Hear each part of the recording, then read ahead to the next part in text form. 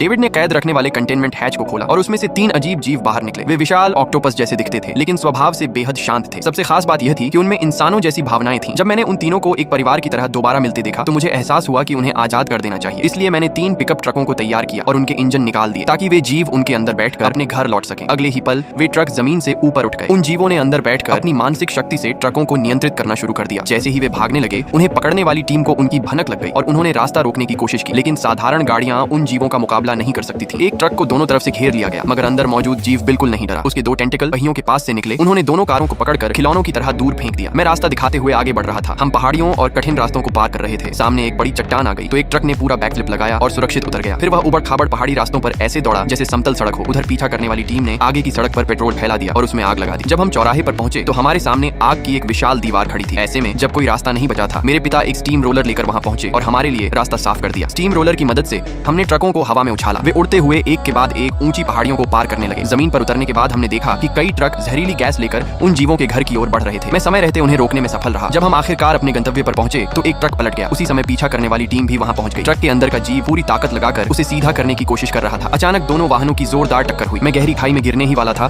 कि उस जीव ने अपने जबड़ों से दूसरी गाड़ी को पकड़ लिया और मुझे गिरने से बचा लिया। लेकिन राहत की सांस लेने से पहले ही ट्रक टूट गया और मैं तथा वह जीव दोनों नीचे पानी में जा गिरे। पानी के भीतर वह जीव नीली रोशनी से चमकने लगा। जब मुझे होश आया तो मैंने देखा कि एक विशाल जीव पानी से अपना सिर बाहर निकाल रहा है। ऐसा लग रहा था जैसे वह मुझे धन्यवाद कहना चाहता हो।